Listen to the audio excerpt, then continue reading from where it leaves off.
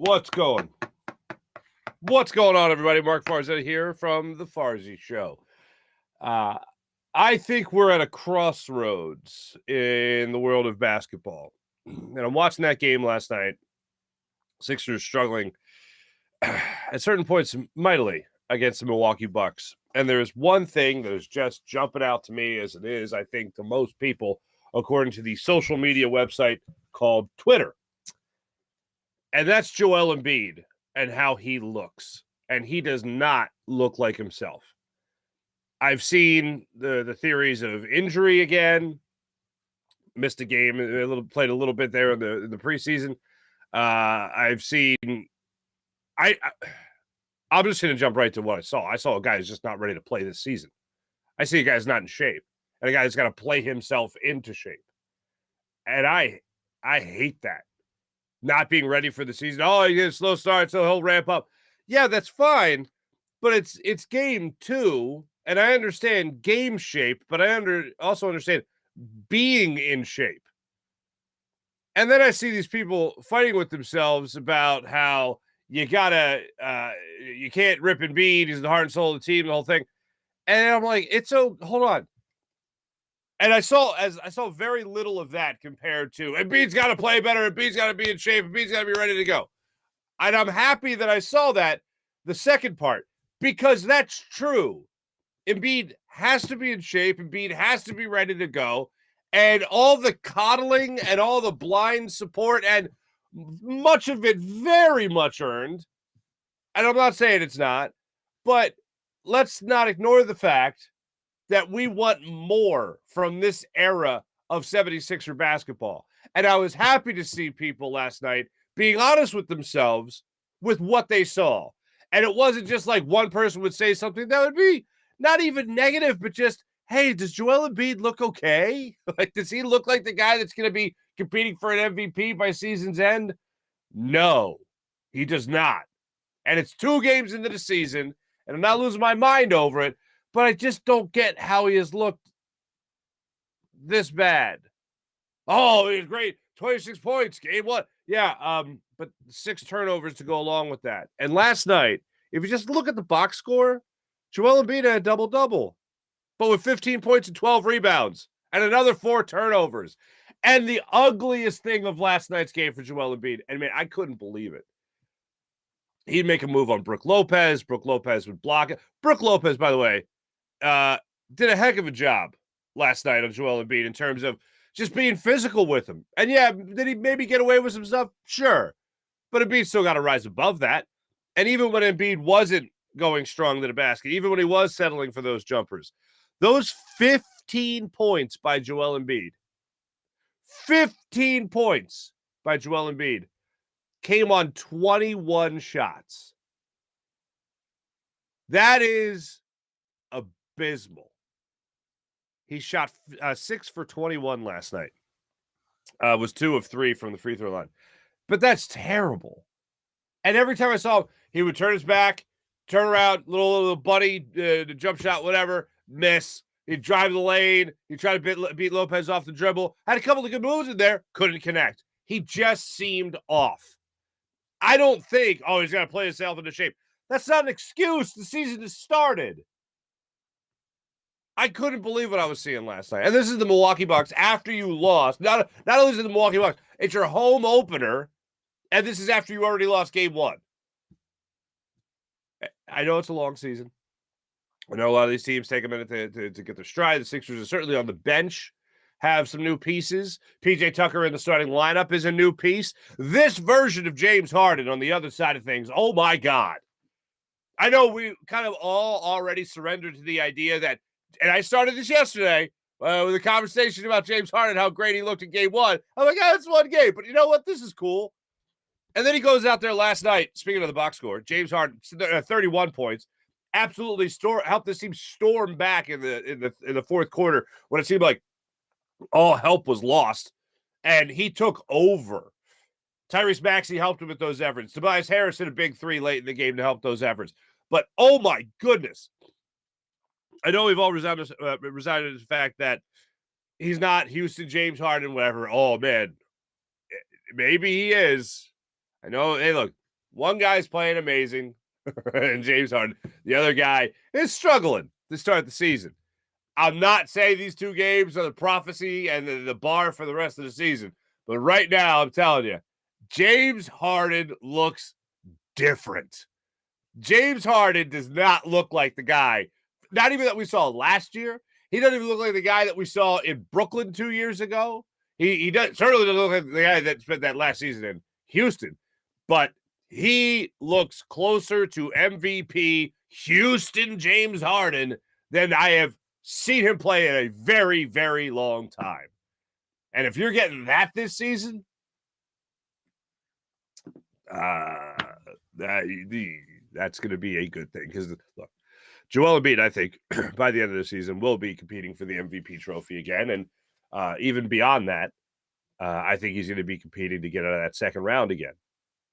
I saw Charles Barkley after the game. By the way, Sixers, in case you missed it, Sixers lost to the Bucks 90-88.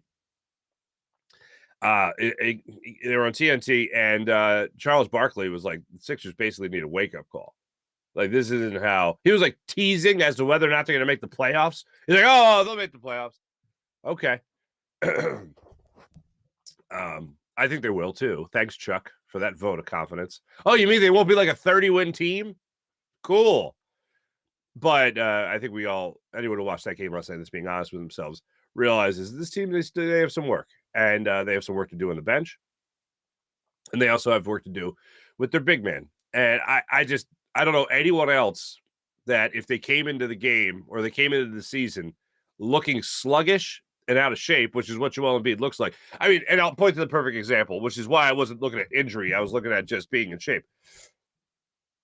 Joel Embiid, at one point in the third quarter, it was before the half. He was going the length of the court, and he was asked to go the length of the court twice quickly. He was late getting down there in transition. And then I don't even think he came into your screen until the offense was set. And then he did a very patented Joel Embiid move from a couple years ago when he was feeling it in terms of not feeling in shape, when he was feeling winded, sitting at the top of the key and just calling for the basketball. That's no good. That is no good. And you know what's funny? I didn't even think about this because it would never enter my mind. If I heard Tim Legler on ESPN a couple of years ago talking about this, Joel Embiid's doing that, so basically he could just stay closer on the defensive end. He obviously he just doesn't want to go down all the way to the boards or to the block. Then he has to run all the way down to the other boards, the other block, to play defense. So it's an energy-saving tactic. And, man, he did not look good last night. And I was shocked that it was only 4 turnovers, but still 10 in your first 2 games. That ain't good. So I'm just going to say this. Well, let's hear from Doc Rivers first, and then I'll give you my 2 cents on it. But Doc Rivers last night on Joel Embiid's struggle in the game. I don't know if the Bucks did anything. He just didn't have a great game. You know, he's human. He didn't have one of his better games. You know, he did a lot of other things for us tonight. I thought defensively he was pretty good tonight. You know, we got him 21 shots. I didn't like where some of them were where he got it. So we still are work in progress offensively. We got to get a better rhythm. Great. That sounds great. I love a better rhythm. The whole thing that can play into it, the chemistry of the team and learning to play with one another, especially with the bench and the bench coming in the way they need to come in and help you out. They with the exception of D'Anthony Melton last night, nobody really came in and helped you out.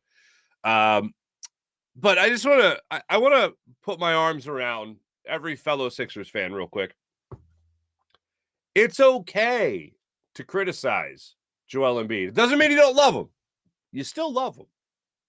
It's okay to acknowledge he had a bad game. It's okay to acknowledge he doesn't really look like he's in that great of shape. It's okay to do that and still love the guy. And other Sixers fans that might point that out, other Sixers fans that notice that, first off, good for you for acknowledging a truth. And the Sixers fans that maybe didn't notice that and Embiid can do no wrong in their eyes, we deserve more for what we went through. And a lot of that relies and lies on the shoulders of Joel Embiid. Because if he continues to play at an MVP level, if he continues to play at least as a guy that has been snubbed twice for an MVP award, then you know what? Everything's going to be just fine and dandy. But I don't just need him to be an MVP or be a MVP snub or finish in the top 2 or 3, whatever. I need Joel Embiid to be a great basketball player that leads this team or is on the same level of a James Harden if he plays this way. I need him to be that good, helping lead this team to an NBA final. That's what I need. I think that's what we all need. I think that's all what we all deserve. Because I think the vast majority of us, when we went through the whole process, we're like, okay, you know what? I'm tired of mediocrity. I'm tired of getting bounced out of the second round of the playoffs. And we need to do something to make sure we have a good foundation built to get past that point. We haven't got past that point. So a slow start by your star, a slow start by your MVP snub 2 years in a row, slow start's not good. It doesn't set a good bar. It doesn't set a good example. It doesn't set good expectations for the rest of the season. And if you're coming into the season and you're not in shape, oh, that's not good. That's not good either. Look, we all see teams, especially in the NBA, rally in the second half of the season, not just to make the playoffs, but get great playoff positioning as well. I'm still confident that Joel Embiid will return to that form. Just as I told you, I'm not going to lose my mind over game 1 of the NLCS and a bad game and a bad collapse. I'm not going to lose my mind about game 2 of the regular season where Joel Embiid looks very sluggish. Does it set a good example for the rest of the season? No. Of course not. 0-2 is not as chipper as like a 6-0 team, for instance. But I was happy to see people. I was happy to see people being honest with themselves. And at least what they were seeing last night and that isolated game wasn't the guy that we were expecting to get when the season started. When Joel Embiid gets, I don't know, 8 games in, I don't know how long it's going to take, but I'd like to see that type of player that we have seen year in and year out of Joel Embiid being able to take it to the basket and connect, being able to hit a 3 and connect. Like he did hit 1 3 last night. I'd like to see that guy again, and I think we're going to see him sooner rather than later. At least I hope we do. I still love him. Still die on the Joel Embiid hill. Absolutely. But we've done it, and I'm not saying he's any of these people, but there have been people that have started off well in this city, Carson Wentz, and everyone was on board with it. Everyone, a little criticism, and how dare you say that? And then it turned out you were right if you were criticizing. I'm not saying that, but I just know that we have a tendency to fall in love with people, and then we coddle them, and then all of a sudden, oh, they're not good anymore. And I'm not saying Joel Embiid's not going to be good anymore. I'm just saying nobody is above criticism. Nobody's above a boo. And Sixers fans, letting Joel Embiid hear it last night, aside from just the social media stuff that was out there, but hearing the fans boo, hearing the Van Gundy talking about it on the broadcast, I was like, that's definitely at Embiid. That can't be at anybody else. I was like, okay. Sixers fans have a much different attitude this year. Sixers fans, I don't think, are going to have a coddling, overprotective relationship with their team. I think what the Sixers fans have, because I'm included in this, is, as I said a couple weeks ago, I'm not here for entertainment anymore when it comes to the Sixers. I'm not, oh, wow, Joel Embiid's hilarious. Oh, wow, James Harden, is he going to be thin coming into the season or whatever? Oh, Tyrese Maxey, he's adorable. Like, I'm not there anymore. I am solely at get me to an NBA final. That's what these 2 games have done. I think last week I said it, or earlier in the week I said, you know what, get me to the third round of get me to the conference finals. Yeah, I like 2 games, 0-2. I'm like, the hell with that. Get me an NBA final. So if they lose what, tomorrow night? If they lose tomorrow night, that'll be, win me, become a dynasty. Win 3 in a row. Win 2 in 3 years. That's what I want to see there. So yeah, obviously a struggling performance last night. And I was honestly really surprised that James Harden didn't get the call at the end of the game on that final shot attempt. Defensively speaking, the Bucks go-ahead shot, was it Matthews? Matthews knocks it down. That was total defensive breakdown. Bucks moved the ball well, set screens, and they got the wide open shot and knocked it down. But on the other side of the court, James Harden not getting that call was surprising. And I was shocked. I heard Doc say the same thing after the game. when the play happened, the first screen, Maxey running through, and who is it? Oh God, I can't stand him. Allen coming over to set the Grayson Allen comes over to kind of like bump James Harden and knocks him off his course while James Harden has the basketball in his hand, and there was no call there. And I'm thinking, what? Why not? Okay, James Harden dribbles around, gets to the baseline, gets hit again, takes the shot, misses, and that call wasn't made either. I don't even expect that one to be called, but I expect the one that's where he's not shooting, basically get a reset again, and basically where he's not shooting to be called. That to me was interesting that they didn't make that call. That's not why they lost. They lost because they struggled again through the vast majority of the game. And then James Harden was just a different animal in that fourth quarter, helping the Sixers storm back in that game. So interesting dynamic last night in this basketball game. Sixers are back at it tomorrow. They are back at it tomorrow, and they'll face the San Antonio Spurs at 6:00. How about the new Chick-fil-A thing? That's cool, right? Although, my buddy Bennett pointed out to me, he goes, "Hey, what if the game's on Saturday? You can't get it on Sunday." I was like, "That's an excellent point." I'll have to read the fine lines, the fine print about that. Hey, is this redeemable Monday? Because Monday I'm bringing heat, if that's the case. In case you missed it, the Frosty Freeze Out. It's no more. It's no more. It's all about the chicken. It's all about the Chick-fil-A, which many a Farzy show guest has acknowledged as their favorite fast food joint. So there you go. There you go. Ladies and gentlemen, we got a baseball game in Philadelphia today. We got game 3 of the NLCS against the San Diego Padres in South Philadelphia. That's what we got going on today. 7:37 start time tonight. Joe Musgrove gets the start for the San Diego Padres. Right-handed pitcher. Ranger Suarez, the lefty, on the bump for the Phillies. Really interesting dynamic between these two players. Joe Musgrove had his second worst start of the season against the Phillies. Ranger Suarez had his best start of the season against the Padres. So, I mean, do we even have to watch today? No, it's just lock it up. No, as we all know, baseball is a funny game. In Joe Musgrove's start, which came June 23rd, so it was before the trade deadline. In that start, JT Realmuto, I remember, and Kyle Schwarber took him deep. Ended up putting up 6 runs in 6 innings on Joe Musgrove. Ranger Suarez, to the contrary, making that same start as well in that same game.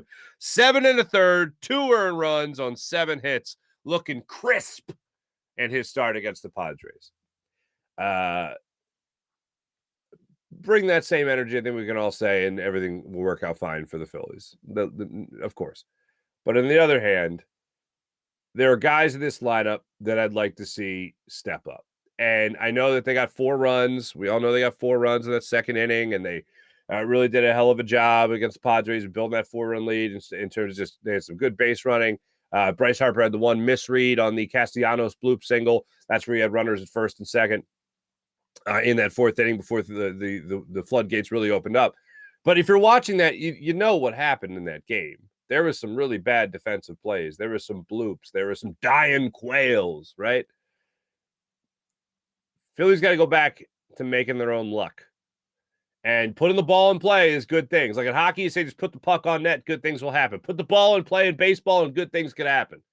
Great things happened in that second inning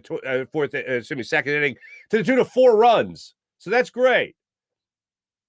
This Phillies team needs to mash. Kyle Schwarber's got to do that again, like he did in game 1 of this series. Bryce Harper's got to do that again and keep bringing it every single time because he's your leader right now without question. Rhys Hoskins got to be more consistent. Good to see at least get the home run. Rhys Hoskins in this series has started to do something that reminds me of somebody that I thought I wasn't have to be reminded of ever again. Odubel Herrera.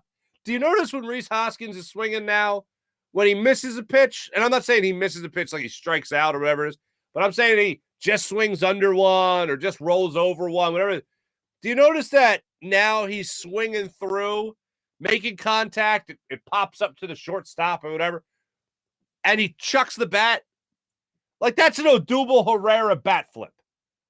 Odubel Herrera bat flipped on everything. Fly balls to the pitcher. Pop-outs to the pitcher. Bat flip out. You just throw the baseball bat away. Hoskins is starting doing that same thing. I don't like it.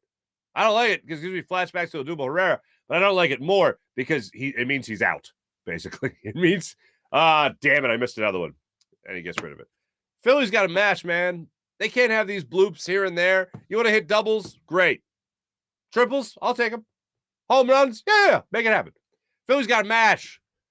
They didn't show that they had good timing with Blake Snell. They got lucky against Blake Snell. They got lucky with Blake Snell's defense behind him.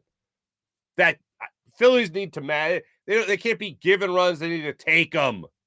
And Ranger Suarez obviously needs to prevent them. Alec Boehm did not get a hit in that game against Joe Musgrove. Musgrove back on the 23rd. So hopefully Alec Boehm's got something special in his back pocket for Musgrove today. A couple of things. Our man Topper addressed the media yesterday, talking about Ranger Suarez getting the start. He's got confidence in Ranger Suarez, as you would assume. The mood of the team is good, flying home. Everyone seemed like they were still in good spirits, and rightfully so. Like, it's got to be a comforting thing. And I get into this. Tommy Greene's our guest today. It's got to be a very comforting thing knowing that you're coming into an environment that is absolutely just going to do their best to annihilate the opponent. And Phillies fans can be ready for this game. Like, I feel like Phillies fans in a lot of instances after that second game, or really in any playoff series, if you're coming home, I get the feeling, because I've been to the stands with everybody else. It's like, oh, we got this. Like, I always have my sleeves rolled up, but it's like we roll up our sleeves, and we're like, all right, Phillies, if you're not going to have that good momentum going for you in the early goings of this game, we got you. We'll provide that energy. We'll provide that spark.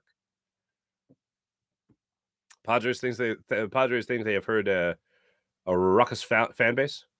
Wait till you get to Philly in the playoffs. So I look forward to that. As you would assume, I got the Phillies winning today. I'm going to say the Phillies win today by a score of 8-3. Eh? There you go. Musgrove Suarez, 7:37 tonight. There was a little trade that happened in the NFL last night. Before I get to my man, Tommy Greene, Christian McCaffrey got dealt to the San Francisco 49ers. I'm watching the Thursday Night Football game last night on the old Amazon Prime. And Adam Schefter puts it up on his Twitter that Christian McCaffrey has been traded. Now, there's been talk. I saw a couple of different people put the Philly or the Eagles in that category. Who Eagles are said to be one of the teams that could be interested. That's my favorite report. Said to be one of the teams that could be interested. I think the whole NFL is interested in Christian McCaffrey. Can we just say that real quick, just to get that out of the way? Obviously, it doesn't come. He doesn't come to Philadelphia, but I saw Shefty put it out last night. Excuse me, and it's a wild thing. The 49ers are sending a second, third, and fourth round picks in this upcoming draft, and another pick, a fifth round pick in 2024 for McCaffrey. That's a bit of a haul. As one would expect, you were not going to attach a first round pick there. But Christian McCaffrey goes to San Francisco from the Carolina Panthers, who are just in total what the hell mode. Fire their head coach. Now they're getting rid of their franchise player. See you later. So now they're going to try to rebuild their franchise. So you won't have to really worry, I don't think, about the Carolina Panthers anytime soon.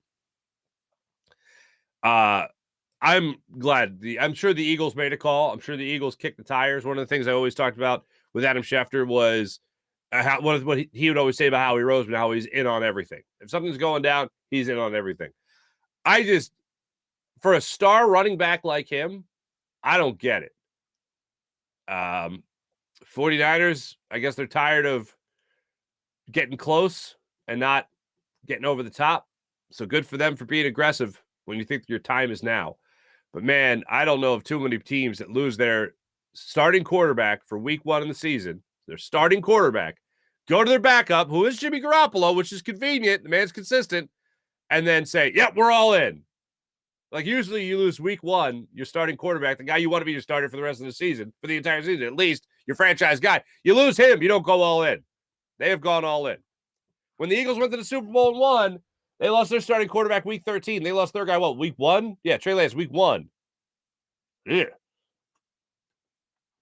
And they weren't 13-3, obviously. So there you go. But that trade went down yesterday. All right, let's get to Tommy Greene. But first, let me tell you about my man Steven Singer of Steven Singer Jewelers, the other corner of 8th and Walnut, right there in Philadelphia, right on Jewelers Row. Steven gives you the perfect price each and every day online at IHateStevenSinger.com and right there at the other corner of 8th and Walnut. So do what Philadelphia has been doing for over 40 years, trusting Steven Singer, because Steven gives you that perfect price. So when you go in there, you don't have to worry about the person next to you paying less than you or getting some kind of better deal because they negotiated better or they know something. No, everybody gets the perfect price. When I go there, I get the perfect price. That's why I go there. Plus, I trust Steven more than anybody. Steven Singer Jewelers. One place, one price, perfect price. Online at IHateStevenSinger.com. All right, playoff atmosphere, 93 Phillies stories, John Kruk, Kyle Schwarber. It's all covered with Tommy Greene joining us right now on the Rothman Orthopedics guest line.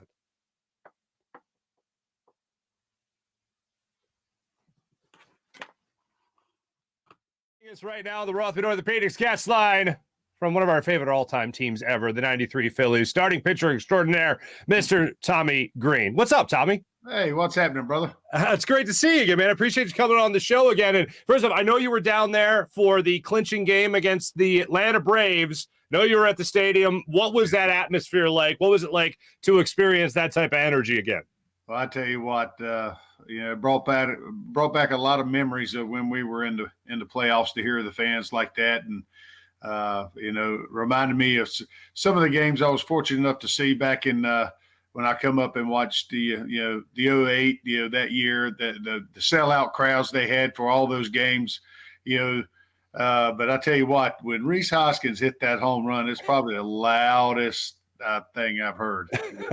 So I mean, it was just vibrating through the suite where we were. I mean, you could feel it, through your feet. Our Citizens Bank fan, and I know a lot of them are the same people. I mean, I was a kid in '93, and now as an adult, I get to enjoy the games now. But is the generation of fan different? Are they more intense at CBP, or does like nothing beat the ruckus crowd of a veteran stadium Phillies crowd? It's hard for me to say that because there's times I'm around it during the course of a game down in the stands, but I wasn't down in the stands when, this past weekend, with those two games. But I got to feel it and see it. And I walk outside in the suite and I look, just to kind of experience that sound out there a little bit. But the passion, I don't call it the ruckus crowd or anything like that, but the passion is a lot the same, I have to say. The crowd, the fans want to see their guys do good, and they want to see them play good, and they sort of expect you to play good, because that's what they're paid to see. They Sure. want to see good baseball and good hustle and the effort. How are we feeling right now about this baseball team? Tied in a game apiece, heading into Philly for the next 3 games. How are you feeling about the Phils right now in this NLCS against the Padres? I feel good about it. They're in it. They got a chance to win it. Then that's the way I look at it. You got, anybody can be beaten in the series. It's a 7-game series. It's not a short series like it was before, but they got a chance to do some really great things with everybody, say to speak, healthy. Bryce is not able to play the outfield, but that's been the way all year, basically, almost. But they are, they got a chance just like the other people in the ALCS or San Diego. They got a chance to do things. I feel good about it. They seem to be healthy. Everybody gets nicked up a little bit and they play a little bit, kind of nicked up. But it's been a long year. It's good to see them doing some positive things. Yeah. Yesterday they lost. They gave up the 4-run lead. But sometimes that stuff happens. The other teams out there trying to do their job too. Mm-hmm. So they got a chance to do some great things where nobody, thought they even relatively had a shot at one time. So, I mean, and then people was talking to me over the course of the year. I said, hey, man, it's a long year. All it takes is to get in. And with the type of format they're able to play now, what's in place now, you get in, you can do some damage. And that's exactly where they're at. They can do some damage and shock some people. And that's what they've done so far. And so is San Diego. And you got in the National League side, you got 2 of the 100-game winners knocked out. And here we are, we're playing for the big spot, to get in the dance, and you got a chance to do it. And all it takes is playing some clean baseball and stuff. I mean, and that's what we're trying to do. I'm praying for them to do is play clean baseball, make the routine play, and give them a chance for the guys to swing the bat and get the big hit that counts. Tommy, I like to compare it to the Braves, the Dodgers, the Mets, the 100-win teams. Those were the teams that, they were the kids that studied real hard all semester. The Phillies got drunk and partied, and then they just showed up and they're like, wait, the finals today? And then they ace that, and they make it all the way to the NLCS. Is that a fair comparison, you think? I mean, I don't know if I compare this team to our team back in the day. That was more, we were the gypsy tramps and thieves of the league, and sort of that type of thing. We had a good mix of, some great guys, that everybody related to in Philadelphia. We had your clean cut, so to speak, guys that kept their nose cleaned in. You had the other guys that were in between that you didn't know. They might be down the dirt side of it, and then you had your guys that were just dirt daubers at the end. We had a good time and loved to have a pop with the foam on top after the game, and talk baseball. And that was us. We loved the clubhouse, we loved each other, and we loved to play the game hard. And and I guess our team, maybe we had too much fun. If you could, maybe 1 or 2 names is all I'm looking for here. Is there anyone on this current Phillies team that if you could have a time machine, go back to 93, I'm not saying they would play with you because I know you wouldn't replace any of your teammates, but is there anyone that on this current Phillies team that you would say, hey, you know what? Hop into the trainer's room with me and Kruk and Dutch and you can party with us. Is there anyone on this current Phillies team that you could see partying with you guys back in 93? I mean, the guy that comes to my mind that does that, and I think he would fit right in, would be Schwarber. I think he would be one of those dudes, man. I mean, I think he would be one of those dudes that would fit right down and get down and dirty, a Crucker type, a little bit, I mean, sure. I don't know him personally, but what he gives off, and the way he plays and what he does. Not that he hits like Crucky or anything like that. I think Crucky would love to have his power, and I think Schwarber would love to have Crucky's hit ability, the way he hits, the way his hit ability. Crucky hit 300 for his career, right. So they'd be a good mix, though. I mean, I think just the way just watching him, his mannerisms, the way he plays, physically, the way he is. I mean, he's a stronger, raw bone guy. Sort of fit in right with our guys like Inky and the rest of us. Big, strong dudes, man. And, he's got that country strength right in there. Looks like he might have a pop with the foam on top too. That was There you go. All right, that's a great one. I wouldn't even thought of. That's perfect. That's absolutely perfect. I haven't seen it and thought a lot, but that's the first one that popped in my head. As I'm thinking about the infield, and like Stott reminds me of Stocker. A little bit. Oh, sure, yeah. I mean, it's that type of thing. I'm thinking another guy that might go in, even though he's young and just his appearance and stuff, is the center fielder Marsh. Oh, sure. I mean, just the way he carries himself. He's a great athlete, man. And we're just watching him play, the way he moves out there, and he can run and do some things. But his appearance fits right in with the boys, the long hair. Even though we didn't wear the beards nowhere. I mean, I couldn't grow one like that. That dude. I mean, that boy can grow some hair, man. Yeah, you guys kept him kind of tight. The long in the back back with the hair, but the beard was always well kept. I'll use that term. Tommy, in that 5th inning of Game 2, everything just kind of unraveled for Aaron Nola. He gave up the 2 home runs in the bottom of the 2nd inning, and then he had a really struggled a lot in the 5th inning. How would you have handled that situation in terms of he gets Machado out? He strikes Machado out. You got 2 outs in the inning. Then Rob Thompson decides to pull him, goes with Brad Hand, who ends up hitting Cronenworth. I wanted Nola out before he faced Machado. Then he got him out, and I'm like, maybe give him one more.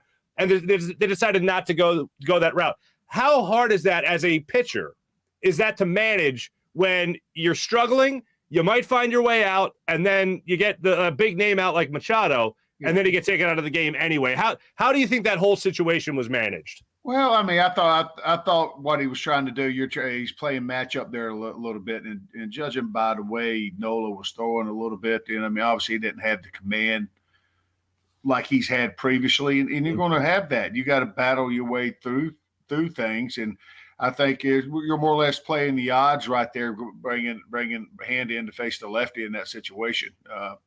I didn't personally see. I was listening to it. I didn't see that bat. But it's just something that I don't think, you can fault that too much at that, because you're playing the matchup right there. And he got Machado to big out, and he plays the matchup lefty on lefty, which is what you want to have, situation to get out of it. Okay. That's what I think about it. How do you see this series after this right now with the Phillies? When you come out of a game like that where you had the 4-run lead, they chip away, make it 4-2, and then they just jump all over you in the 5th.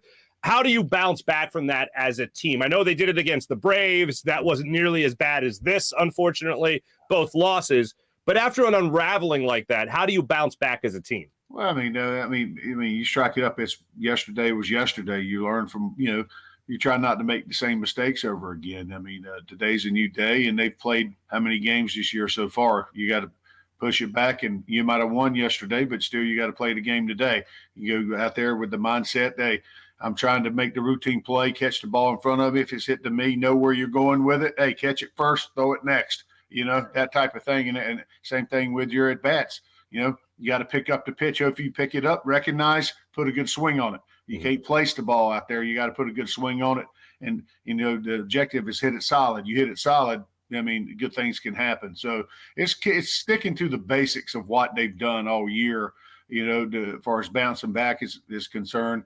It's playing clean baseball when they come back, and putting good at bats together, and getting runners on base and moving them and getting them around. And we've done that a little better, I think, during the postseason. Is playing get him over, get him in type baseball with less than 2 runners on third, less than 2 outs, which I thought we did well. And then that, I think it was the second inning where we score our runs, taking advantage, putting the ball in play. We didn't necessarily smoke balls. I mean, we hit them where they want. We didn't hit them necessarily on the barrel of the bat, but they were base hits. So I mean, those little things are huge things. We had man on second, third, 1 out. And there's times this year we didn't get them in. Right. You get no runs in, but to get those runs in was a huge thing. And they got to continue doing the positive things each game in that.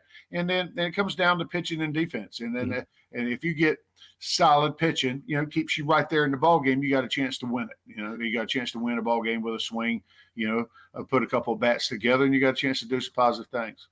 When it comes to playoff experience, one of the reasons I wanted the Phillies just to make the playoffs, just give me playoff baseball. It wasn't just for my own sheer entertainment, but it was kind of like also the investment. All right, some of the young guys like Stott, boom, you're getting that playoff experience. Or even a guy like Rhys Hoskins, Aaron Nola, you're getting that playoff experience right now. How valuable is it? The first time you pitched in the postseason, how much did you use that for the rest of your career and starts after that in the same postseason? Well, I mean, that's a huge thing. I mean, different people handle it different ways, and it's a huge thing for that. Me personally, I dealt with a lot of arm injuries and stuff after mine. I was hoping for another chance at it, but it's just what happens. For as far as that's concerned, but it's something that you could build upon. And as a kid and as a young man coming through the system, your dream is to make it to the big leagues. And then once you get there, is to put your starter and your starting pitcher or whatever you are, is to put in a consistent effort and start, every time you go out. That's your objective. And your goal is to win and get in. I know our goal back in the day. We had to win. We were the last team. I think you had to win straight out. You had to win your division to get in. Because the next year was the lockout year or the strike year. We didn't have the postseason. Then the next year was the wild card. Everything started changing, as far as getting in type things. So the big thing is getting in into the postseason and having that opportunity. So now they got some experience, the how it feels in front of that type of crowd and the stage. Each little level is a little bit different, I think. I think I haven't been on their stage, because they went through, the division series and that type of thing, the wild card division series, to get in and to get where they're at. So it's like an escalation of, sort of the stage, because you win this stage, it's more serious. It's just a little bit bigger. It's about how you handle the pressure on that, and everybody's a little bit different. So it's about storing that and using it in a positive manner. I have to tell you this. You mentioned you mentioned the strike in '94. I have to pass this along. Not to play this card, but I was in 6th grade. All right, that's enough of that already. Yeah. No, but I remember. Okay, I'm old. I'm old now. You know that, right? I remember that. I'll just say I was in school. Okay, I was in school, and Sister Thomas Ann at Our Lady of Mount Carmel in Doylestown said there's one good thing about the strike. And I looked at her, and I'm the biggest baseball fan in the world. I'm a kid, And I said, Sister, what could that be? And she goes, the Phillies are still National League champions. And I went, wow. That's nobody looked at it that way. I don't even think I did, but hey, that's a good way to look at it. Exactly. There you go. And one last thing. You had 2 full years, basically. You guys had a great run. It was 3 years. When it came, I got to run this by you because I know the Darren Dalton Foundation is a wonderful foundation, and you guys, you guys are teammates forever. That 93 team and anyone who's teammate with Darren Dalton, you guys are teammates forever. Yeah. And I know you guys are always active. You're always supporting one another. It's a beautiful thing. I think it was the second to last game of the season. Dave Dombrowski was in the booth he was a guest in the booth with Tom McCarthy and Ruben. And he's sitting there and he was asked about the leadership of Kyle Schwarber. And he said the only person that he could liken it to, and he was really thinking about it, was when he was the Marlins general manager and traded in 1997 for Darren Dalton. And he said the respect Darren Dalton had in the clubhouse was unmatched. But the closest thing that he has seen to it since then is Kyle Schwarber. I heard that, and I think that's the greatest compliment you can give any clubhouse presence, regardless of how many home runs the guy's hitting. Oh, yeah. To me, that sounds like the highest praise you can give someone. There's no doubt about that. For that to come from, especially Dave, to give a compliment like that to Kyle,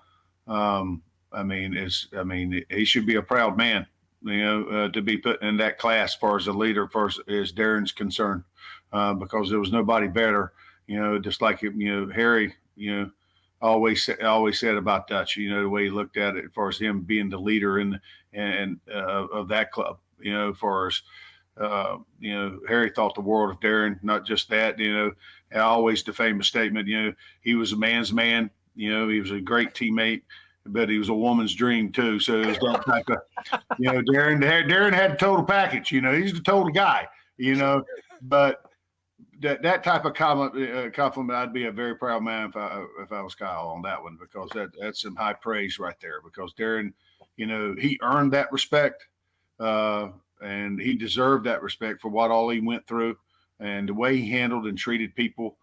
It was unmatched, I think, because he was so easy to talk to. He wasn't like a presence you couldn't approach. You felt like you felt welcomed, because when he saw you, he gave you a hug, and a kiss type thing on your cheek. Mm-hmm. That's what I miss about him. I miss that smile. I missed it when he saw you. He was a very passionate and caring person, but he was a leader, and he got on you when he needed to get on you. If you're doing things or playing, or you had your head up your rear, he could put it even further up there. He could be, he was one of those dudes. He could take you down a notch, and on the other hand, he could pat you on the back and tell you when you did something good, and just give you that look. And that was high praise. He was the leader. He was, That's the way we looked at him. And I'm hoping Kyle is that type of dude. I haven't been around him, but him to get that praise from Dave, Dombrowski. Obviously Dave got to know him a little bit because he was with Florida. And then probably one of the main reasons I think he got him over there was the type of person,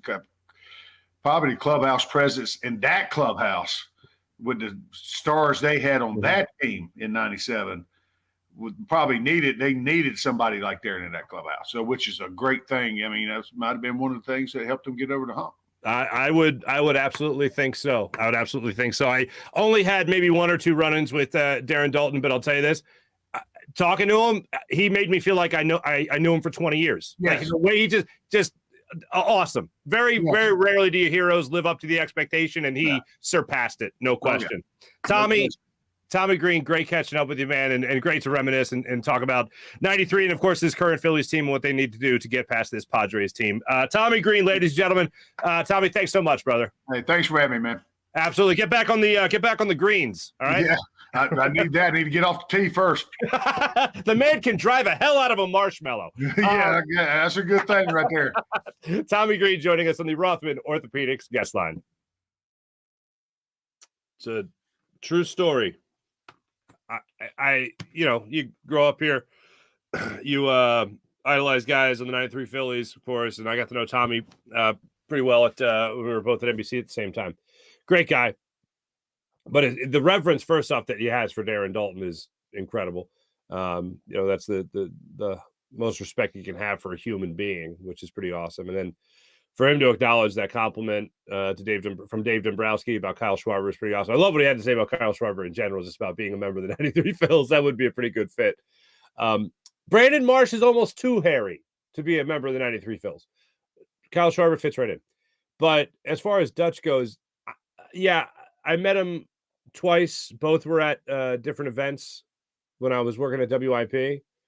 And he was like the type of guy that, was larger than life when he walks in the room. Everyone knows he's there, that type of thing. And then he talks to you like you grew up with him. Not everybody has that trait in general. Forget about being, a star athlete, right? Forget about being a guy that's a member of one of the most beloved athletes in our city's history. He just was, just talking me up, just where I grew up, how I got into baseball, like stuff like that. And I'm sure a lot of those are standby questions for him. The questions he has at the ready, which is fine, but he didn't act like it. And I'll never forget, I asked him about a play in the 93 series. This was on the radio, so this wasn't just like, do you remember that time? I wasn't like the Chris Farley show. Do you remember when you were with the Beatles? Anyway, I asked about a particular play where I think it was game 6. He busted it down the first base line. He hit the ball down the left field line, and he was like, I can make this into a double. And sure enough, he just barely did. He hustled around, and he was like, wow, good memory. Yeah, I don't even remember that kind of thing. And I'm like, I know he totally remembers that, but that was just nice of him. It's just people like that are super nice, that obviously have, people have put for hero status in most of their life, like I had to that point, when athletes were my heroes, right? He just, forget about that. And I always love, one of my favorite lines about Darren Dalton was when he talks about people from like my generation, for instance, that were kids during the 93 run. I was in 5th grade when that happened. And then the following year was a Sister Thomas Ann year. Hey, sister. I remember Dutch always saying that the cool thing about the 93 team was that when he got older, people would come up to him and say, I was a kid when you were 93. And it's like, now he's like, cool, let's have a beer. It's like, I couldn't have a beer with you when you were a kid in 1993, but let's have a beer now. And like, to just bring that together, connect those two dots of like, oh, wow, yeah, sure, you rooted for a style, but hey, let's have a drink together. Like, that's just cool. I don't know what it is about it, but that's just pretty awesome. That the average Joe of it, the simple request or action of just having a beer. Now I'm having a beer with Dutch. Like, that's a pretty cool thing to make. Like, hey, look, that's something you and I can both celebrate. I can celebrate it as one of the greatest years of my career if you're Darren Dalton, and you can celebrate it as one of the best years of your childhood.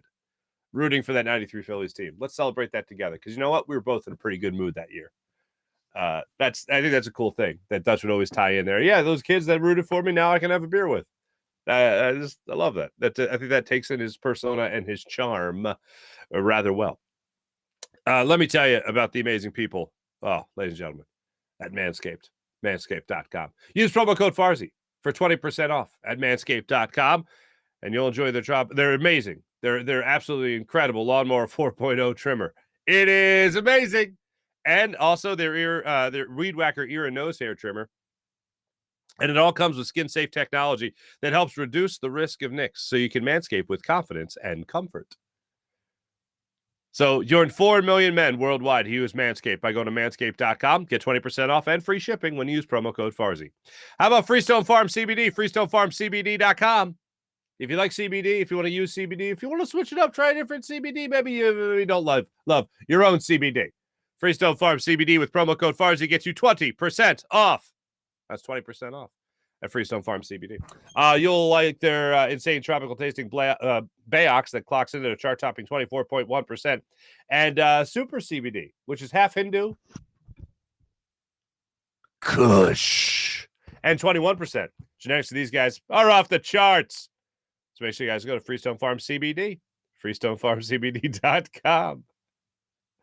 What else we got here? We got Mojo, the Mojo app. Download the Mojo app to your phone right now. Ooh, Christian McCaffrey. Ooh, what are those numbers going to be looking like on the Mojo app? Stock up, stock down? Probably stock up for Christian McCaffrey being traded over there to a little town called San Francisco, away from Carolina. So download the Mojo app to your phone. Available in New Jersey right now. Must be present in New Jersey to trade on Mojo. So download the Mojo app to your phone right now. They have over 300 skilled players in the NFL. From quarterbacks, wide receivers, tight ends, running backs, and they each have a share price attached to them. It goes up and down in real time as the season goes on, and it carries into the offseason. So there's no offseason on Mojo. Each player has a share price that rises and falls like stock.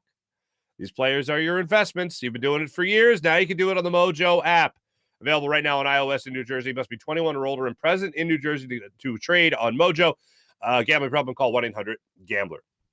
How about PHL? PHL Sports Nation, Philadelphia Sports Nation, enhancing your Philadelphia sports fan experience across all social media and blogs. That's PHLSportsNation.com. Let's get into the chat check today and see how everybody is doing. April, hello. Kevin, hello. April, hello again. Fuji. Oh, no. T-Barb. T-Barb, first off, welcome to the show. Second, I don't believe this. Joel don't want to be here anymore. Let's go Union, the best playoff Philly team currently. Because they're the only one that has won. They won last night. Yes, I was going to get to it in our morning rush, but congratulations to the Union. Nice win last night. Big win, huge win, awesome win last night. Joel don't want to be here anymore. All right, let's unpack that for a second. I don't believe that. I think Joel will be, I think he wants to be here. I don't think it's a mental thing with Joel Embiid. I think it's a physical thing with Joel Embiid. He's not in shape. And that's abysmal. I know it's the NBA. I know it's the long season. I know stars don't start playing until after the All-Star break sometimes. But that's not Joel Embiid. That's not who he should be. And that's not this Sixers team. That's not the work you put into the offseason. Guys like Tyrese Maxey and James Harden, who looks like he put in a ton of work in the offseason. Like, that ain't right. That ain't good. I don't think it's anything mental where he doesn't want to be here. I think it's all about just not being in game shape yet, which there's no excuse for. Fuji, what's going on? Good morning, Game 3. Let's go. Fighting Phils. What's good, Mark? And good peeps, I think you mean there. Happy Friday. Fuji, happy Friday to you. I'm excited. April, yeah, Joel looked too tired too quickly. I would agree with that. Mally, what's up, Mally? April, Joel is tired of carrying the team. You know what? I don't think he's going to have to carry the team this year. Because here's the thing. Even if you don't believe that James Harden has had some sort of resurgence or fountain of youth, whatever you want to call it, I don't think he's going to maintain this for the entire season. I'd love to see it. I don't think he will. But I don't think Tyrese Maxey's played his best basketball yet this season. So I think there's going to be a healthy balance there, offensively speaking, when you look about what those two scorers can do for your lineup. Can we worry about the Sixers after the playoffs? Don't want nothing to kill my vibe right now. Now, yes, we can worry about the Sixers after the playoffs. But hey, they start out 0-2. They're going to get talked about. Yes, April, we can still laugh at Ben Simmons' line. No doubt about that. Boop. Let's see here. Oh, Sean Gillespie, good morning to you. Good morning to all the chat checkers.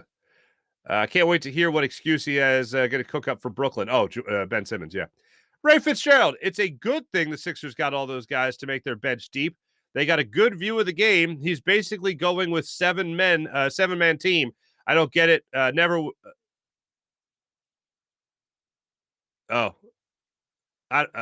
get it. Never win with him coaching. It's starting to feel like that. Let me look at the minutes last night for the bench. I looked at the production. I didn't look at the minutes. I know it was sparse. Yeah, you got Melton and House. Niang got 8 minutes last night. Thibault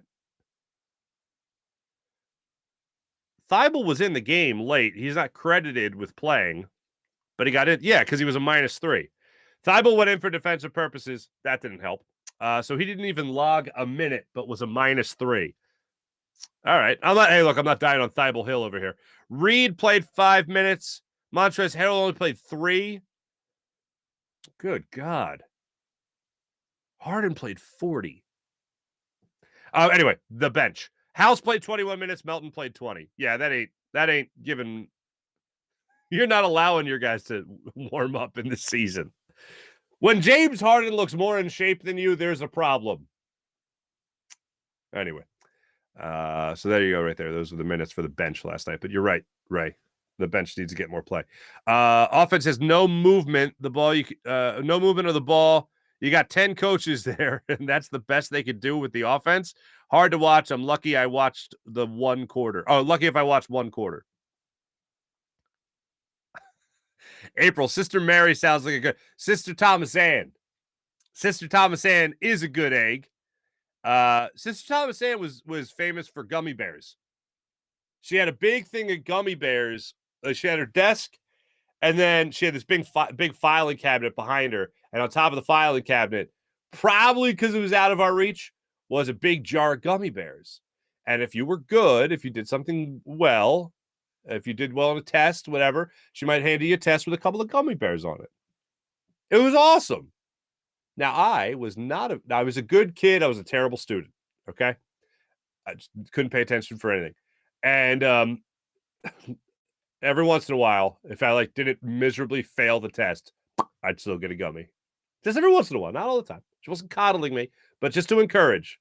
Hey, here's one. There's more where that came from. If you stop getting 60s on your tests out of 100. But I was always a very nice child, very respectful. So I got my share of gummy bears for other reasons, like being kind. All right, don't think anything for other reasons. Being kind, being a good kid. Terrible student, bad kid. Excuse me, geez. Terrible student, good kid. There we go. All right. Anyway, Sister Thomas Ann is a real one. She's great. She is great. Yeah, April, you catch that? I almost said that wrong. I did say it wrong. No lawnmower on my cush, says Sean Gillespie. Line of the chat right there. Thanks, everybody in the chat. You guys are great. Let's get to the morning rush. Brought to you by Sky Motorcars, SkyMotorcars.com. And by the way, I want to just so you know how much I love you, okay? Fox29 hit me up, and they're like, hey, can you do an earlier hit at 6:45? Now, previously, in the solely virtual world, I would tape the last segment and do the TV hit. Get a little pub for the show, the whole thing. But they asked me to be at Chickies and Pete's, and I'm like, I can't do it. I can't do it. Can't turn my back on my audience. I can't do it. Just want to let you guys know how much I love you. Just want to let you know. So let's move into Morning Rush, brought to you by Sky Motorcars, SkyMotorcars.com. Phillies, Game 3, NLCS tonight, 7:37. San Diego Padres. Joe Musgrove going for the Padres. Ranger Suarez going for the Phils. I mentioned earlier the great starts that they have had, or that Ranger Suarez, the great start that he had against San Diego Padres. These two pitchers faced each other back on June 23rd. Suarez, 7 1/3, 2 earned runs. Musgrove, second worst start of the season. 6 innings, 4 runs. No bueno. No bueno at all. Folks, have a great rest of your weekend. Let's go Union. Let's go Phillies. Let's go Sixers. Let's go Flyers. Let's cover all the bases right there. Have a great rest of your day, everybody. My name is Mark Farzy. This is the Farzy Show presented by Steven Singer of Steven Singer Jewelers. Jim Hyde, produced the program, did a wonderful job. Have a wonderful weekend, everybody. It's a Buzz Sports Entertainment production. See you guys. Talk to you Monday.